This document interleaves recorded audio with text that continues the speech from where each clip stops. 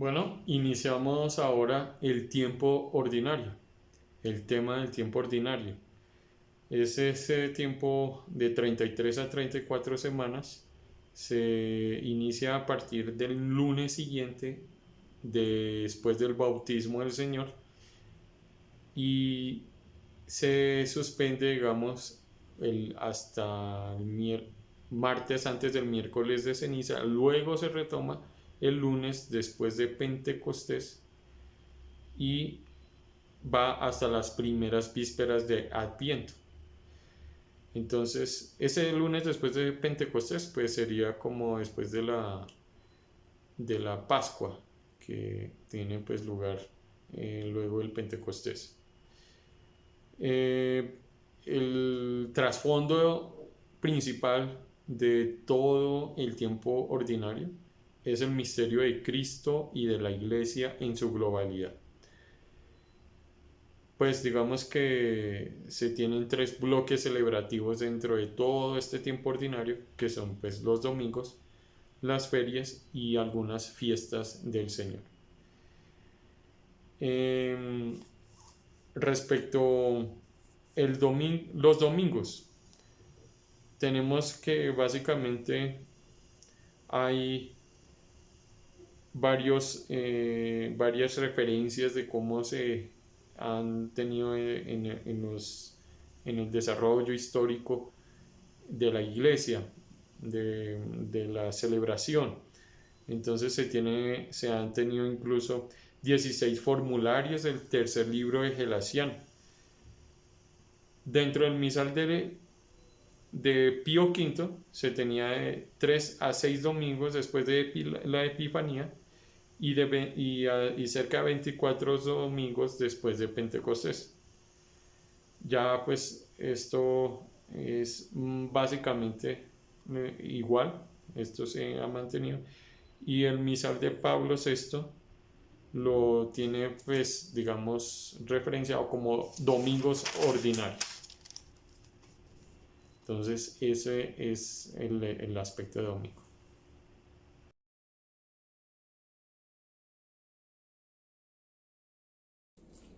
En el segundo apartado de este capítulo nos encontramos con las ferias. Pero aquí hay que decir que antes de la liturgia actual pues no hay constancia de libros litúrgicos, de formularios que fueran destinados como para estas ferias, a estas celebraciones. Lo que nos puede decir pues que la iglesia no las prevía. Sin embargo, también hay que anotar que ya en el siglo IV existían celebraciones, por ejemplo, los miércoles y los viernes de ayuno, antes de las estaciones, al principio de las estaciones, las cuatro témporas. Y fuera de Egipto, incluso se puede decir que en Roma existían celebraciones todos los miércoles y los viernes de ayuno. Eran de alguna manera formas de vivir la liturgia que terminaban con la Eucaristía. Cuando la vigilia de las cuatro témporas se pasa para el sábado, se anticipa para el sábado, la misa del sábado en la mañana también va a tener su propia celebración, su propia misa. San Agustín va a atestiguar, por ejemplo, que existía un grupo de fieles a los que se celebraba diariamente. Concilio Vaticano II va a decir, bueno, no hay eucología propia para cada día, para cada misa, pero sí van a tener leccionario propio y además se van a adicionar 6 prefacios comunes, lo que indica, por decirlo así, una transición o una necesidad de esa celebración ferial. De igual importancia al capítulo que corresponde en el tiempo ordinario, especialmente el tema de las fiestas del Señor, se celebran durante este tiempo ordinario que son la Santísima Trinidad, el Corpus Christi, el Sagrado Corazón de Jesús, la Transfiguración, la exaltación de la cruz y Cristo Rey del universo. Unas dependen de la fecha de celebración de la Pascua, por lo que son móviles, mientras que otras se celebran siempre el mismo día. Sin embargo, todas deben considerarse como fiestas de devoción, es decir, como fiestas de ideas o temáticas, pues su objeto como tal versa sobre verdades o aspectos de la doctrina y de la piedad cristiana, o sobre determinados títulos del Señor. También se llama estáticas en oposición a las fiestas dinámicas que celebran la acción salvífica de Cristo. Las fiestas móviles, en las cuales voy a explicar ahora, consisten que en el calendario romano actual se celebran en domingo las siguientes fiestas: Santísima Trinidad, domingo siguiente a Pentecostés, el Corpus Christi, en el supuesto frecuente de que se traslade, y a Jesucristo, Rey del Universo, último domingo del tiempo ordinario. A ellas se equipara de alguna manera la fiesta del Sagrado Corazón, dado que, aunque se celebra en viernes, su fecha depende del domingo de Pentecostés. Primeramente tenemos la Santísima Trinidad. El primer domingo después de Pentecostés se celebra el misterio de Dios, Padre, Hijo y Espíritu Santo, tal y como aparece revelado en la historia de la salvación. Esta fiesta se califica entre las del Señor porque la obra de la salvación es obra de Dios, Padre, por el Hijo, en el Espíritu Santo. El origen de esta fiesta pues, nos remite un poco hacia las iglesias de Hispania y las de Galia, que acentuaron en la predicación y en la piedad de la fe en la Trinidad, dentro de un clima antiarriano.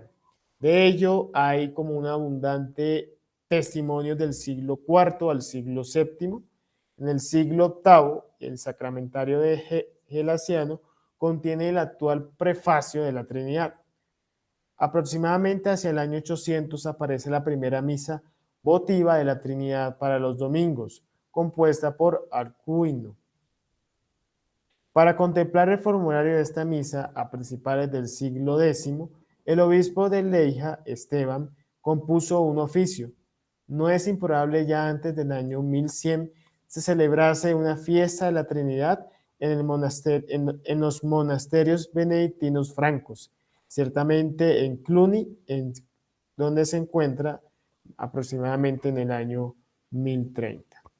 A pesar pues, de su gran difusión sobre esta fiesta en los formularios trinitarios, Roma se opuso fuertemente pues, a esta fiesta, pues Alejandro III era impropio celebrar una fiesta de la Trinidad, ya que todos los días se honra a la salmodia con la gloria patria. Sin embargo, Juan XXII, desde su destierro en Aviñón, lo hizo fiesta universal para toda la iglesia en el año 1334 y la fijó en el domingo siguiente a Pentecostés, uniformando las diversas praxis existentes, pues mientras unos la celebraban el domingo anterior del Adviento, otros lo hacían en la octava Pentecostés. En cuanto a la celebración de esta fiesta, el formulario central sigue siendo el prefacio del sacramentario gelasiano, del que se hace eco a las demás oraciones. Gracias a los temas bíblicos, esta fiesta es una especie de celebración sintética del misterio de la salvación, una mirada retrospectiva a los misterios celebrados en los ciclos pascual y natalicio. Por otro lado, tenemos que la fiesta del Corpus Christi, la origen de esta solemnidad se celebra del jueves a domingo siguiente a la Trinidad, entronca con el culto del Santísimo Sacramento, que tanto se desarrolla a partir del siglo XII. Fueron las visiones de Juliana de Leija, repetidas a partir de 1209, las que impulsaron eficazmente la introducción de una fiesta especial en honor al Santísimo Sacramento. De hecho, Roberto, obispo de Leija, lo introdujo por primera vez al año de 1247, el jueves después de la octava de la Trinidad. En el año de 1264, el Papa Urbano IV, impresionado por un milagro eucarístico, accedió a Bolsena, cerca de Orvieto. Lo extendió a toda la iglesia, aunque su muerte, ocurrida 2 meses después de la bula, provocó que hasta Clemente V y Juan XXII no se generalizaran. Durante mucho tiempo, esta fiesta se llamó Nova Solemnitas. También fue designada fiesta de la Eucaristía, Corpus Christi, que en el misal de 1570 la fiesta se llamó Santísima Corporis Christi, mientras que el misal de 1970 la designa Solemnitas Corporis et Sanguinis Christi, dominación más acorde con una visión integral del sacramento y con el deseo de incluir de ella la desaparecida fiesta de la preciosísima sangre. Los estudios más recientes parecen confirmar que Santo Tomás de Aquino es el autor de la misa Sibatit y el oficio Sacerdos.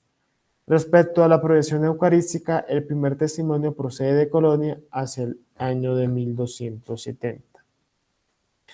Esta celebración, la Eucología de la solemnidad actual, recoge las oraciones del misal de San Pío V.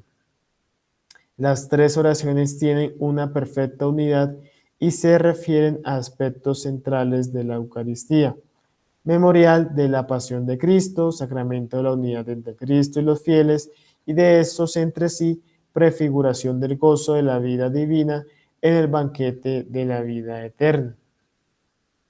De igual importancia tenemos que la solemnidad del Sagrado Corazón de Jesús, situada el viernes más próximo a la octava del Corpus, tercer viernes después de Pentecostés, pretende glorificar a Dios hombre desde el punto de vista del amor simbolizado en su corazón, fiesta de devoción. Aunque la contemplación del costado abierto de Cristo alimentó el fervor de algunos místicos de la antigüedad y de la Edad Media, y encontró especial acogida entre los jesuitas, solo con los oratorios franceses de Berulé y San Juan Eudes. Alcanzó su punto culme, siendo el último quien celebró por primera vez una fiesta del Sagrado Corazón con la misa correspondiente en el año de 1672. De igual forma, las revelaciones a Santa Margarita María de la Coque en 1675 contribuyeron a propagar el culto y su fiesta. El primer reconocimiento oficial se debe al Papa Clemente XIII, quien en 1765 concedió a los obispos de Polonia y a la Archicofradía Romana del Sagrado Corazón su celebración. Pío IX introdujo la fiesta al calendario de la Iglesia Latina en 1856 y la fijó en el tercer viernes después de Pentecostés. Los formularios de la misa se desarrollaron de modo bastante desordenado, pues en Francia hubo más de 30 entre 1682 y 1840, y Roma aprobó 4 distintos entre 1765 y 1970. Al parecer, resultó difícil precisar el objeto específico de la celebración. Las lecturas insisten en el amor revelado y dado en Cristo. Las del ciclo A se refieren a la experiencia de la elección, cuya iniciativa gratuita radica en Dios, quien la manifiesta con toda claridad en Cristo. Las del ciclo B hablan del amor que el Padre nos ha revelado y donado en Cristo. Y las del ciclo C desarrollan el tema del amor misericordioso de Dios que alcanza su plenitud en Cristo. Cristo, Rey del Universo. Es una fiesta muy reciente, pues fue introducida por el Papa Pío XI en 1925, en ocasión al aniversario del primer concilio de Nicea. El mismo pontífice exponía claramente en la encíclica Quas Primas la finalidad pedagógico-espiritual que le movía: afirmar la soberanía de Jesucristo sobre los hombres y las instituciones frente al avance del ateísmo y de la secularización en la sociedad. La elección del último domingo de octubre obedecía a la celebración sucesiva de la fiesta de Todos los Santos. Aunque fue escogida como verdadero entusiasmo, pronto surgieron vacilaciones, ya que la idea central, el señorío universal de Cristo, se celebra en Adviento, Epifanía y Pascua, Ascensión e incluso el domingo como Día del Señor, Kairos. El nuevo calendario la sitúa en el último domingo del tiempo ordinario, pues el carácter escatológico de ese domingo subraya la idea de que el Cristo glorioso es el punto central del universo y de la vida cristiana. Por otro lado, tenemos que Jesucristo, sumo y eterno sacerdote, que en el año de 1973 fue introducida en España la fiesta de Jesucristo como sumo y eterno sacerdote, ubicada en el jueves siguiente del domingo de Pentecostés. Los textos de la misa giran en torno a Jesucristo, mediador y pontífice de la nueva alianza, gracias a su oblación sacrificial, la cual ha dispuesto elegir y consagrar como ministros y dispensadores de sus misterios a algunos fieles mediante la imposición de manos. La liturgia de las horas, como tal, insiste en las mismas ideas, especialmente en el oficio de la lectura, laudes y vísperas.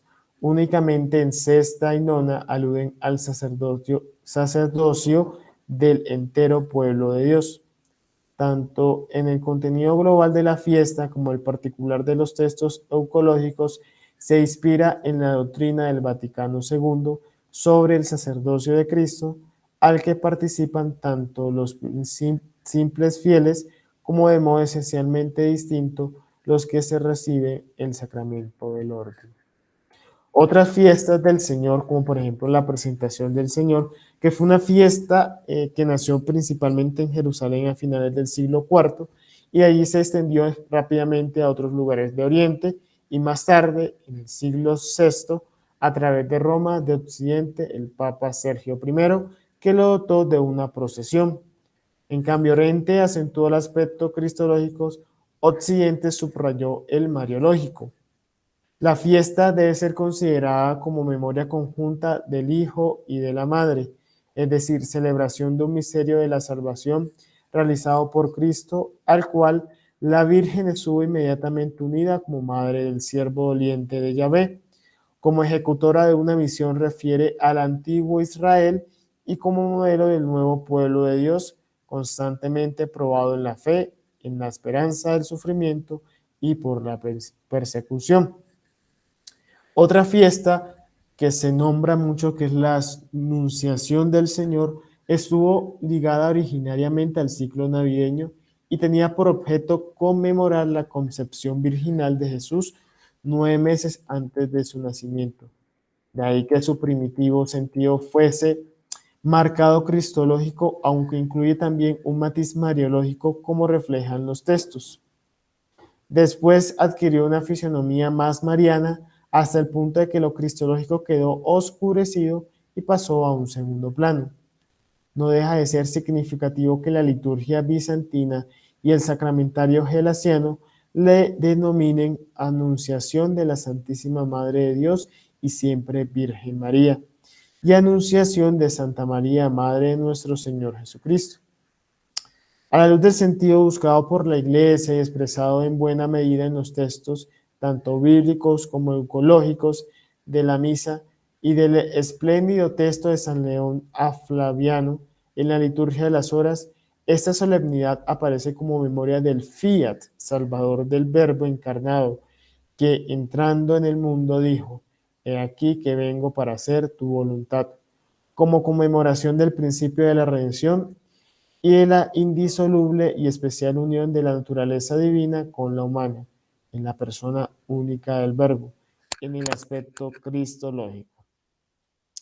Por otro lado, tenemos que la transfiguración del Señor, esta fiesta se apoya en los relatos sinópticos de Mateo, de Lucas, pero sobre todo se celebra en Oriente ya en el siglo V. En Occidente comenzó a celebrarse en los siglos IX, difundiéndose en los siglos XI y XII y XII, por influencia de Cluny. El Papa Calixto III mandó inscribirla en el calendario en el año de 1457 para agradecer la victoria sobre los turcos ocurrida el 6 de agosto de 1456. La liturgia romana actual no celebra la fiesta como la misma solemnidad que las iglesias orientales, para quienes es semejante a Pentecostés y Epifanía. No obstante, le otorga un lugar revelante al considerar la fiesta del Señor. La eucología de la misa ha sido enriquecida gracias al prefacio, compuesto expresamente, y a la modificación de la oración colecta, que hace referencia más directa al Evangelio y el compromiso que tiene la comunidad cristiana de escuchar la palabra de Cristo y participar de su vida.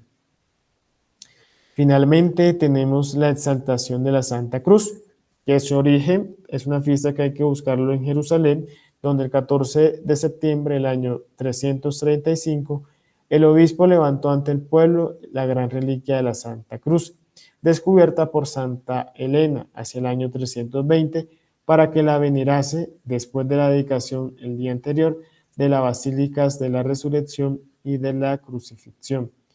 En Roma, esta fiesta del 14 de septiembre se caracteriza por la procesión que partía de Santa María la Mayor hacia San Juan de Letrán para venerar la cruz antes de comenzar la misa. Este rito se practicaba en la mayoría de las iglesias de Occidente, aunque en algunas partes se hacía en el ofertorio o después del Padre Nuestro. Juan XXIII suprimió el año de 1960 la fiesta del 3 de mayo como repartición de la celebración del 14 de septiembre, decisión que ratificó el calendario romano renovado.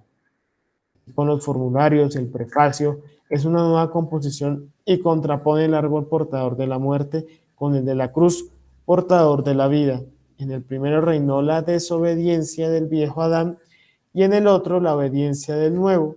Este es el camino por el cual la cruz se inserta en la historia de la salvación universal e individual.